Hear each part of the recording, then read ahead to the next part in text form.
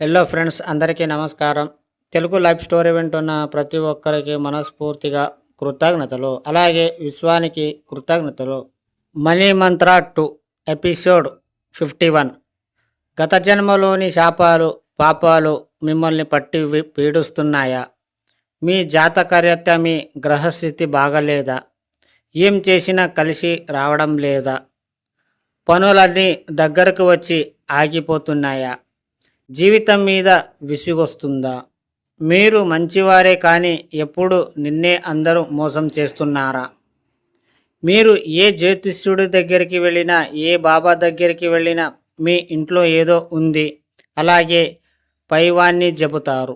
ఒక్కసారి గత జన్మలో మీరేం చేశారని అడగండి, వారి దగ్గర సమాధానం ఉండదు. గత జన్మం కర్మఫలం అంటే సరైన నిర్వచనం చెప్పమనండి. ఏమి చెప్పలేరు, ఎందుకంటే అవన్నీ ఏమి ఉండవు కనుక. మీరు నమ్మరు కావున ఏదో పూజ విధానం చెబుతారు. అసలు మీ జీవితం గురించి మాట్లాడే అధికారం వారికి ఎవరిచ్చారు? మీ జీవితాన్ని ఎవరో శాసించడం ఏమిటి? ఇవన్నీ హాస్యాస్పదంగా లేవు? ఒక్కసారి మనసు పెట్టి ఆలోచించండి. గత జన్మం కర్మాలు, పాపాలు, శాపాలు అంటూ ఏమీ లేవు.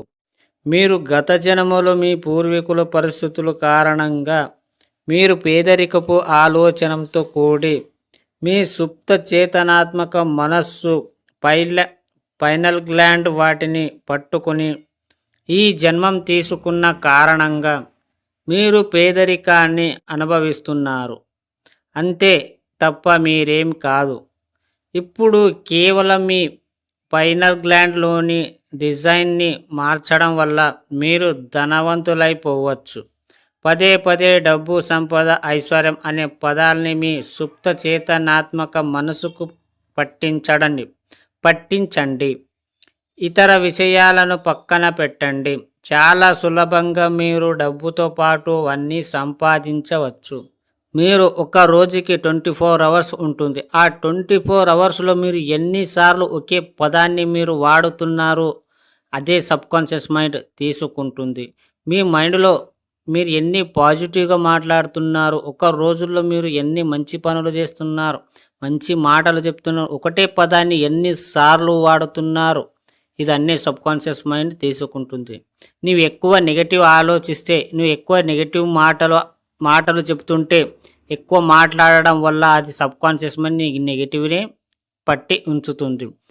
అదే నువ్వు పాజిటివ్గా మారినప్పుడు, డబ్బు, సంపద, ఐశ్వర్య ఇలా 100 సార్లు అన్నప్పుడు నీ మైండ్లో అదే సబ్కాన్షియస్ మైండ్ తీసుకొని నీకు డబ్బు కావాలి అంటే, నీకు డబ్బు కావాలి అందుకే నన్ను గుర్తు చేసుకుంటున్నాడు అని అది నీకు ఇవ్వడం జరుగుతుంది. మీరు చూడండి, ఒక బిజినెస్ మ్యాన్కు ప్రతిరోజు అతని ఆలోచనలు డబ్బు మీద, తన బిజినెస్ మీదనే ఉంటుంది. ఎక్కడ పనికి రాని చోట ఎక్కువ టైం వేస్ట్ చేయడు. మీరు చూడండి, ఎంత టైం పాస్ చేసినా మళ్ళీ ఒక్క రోజులో మళ్ళీ ఎంజాయ్ చేసినా కూడా మళ్ళీ తను ఎక్కడ ఉన్నా సరే తన బిజినెస్ మెయింటైన్ చేస్తూ ఉంటాడు, తన ఆలోచనలు చేస్తూ ఉంటాడు.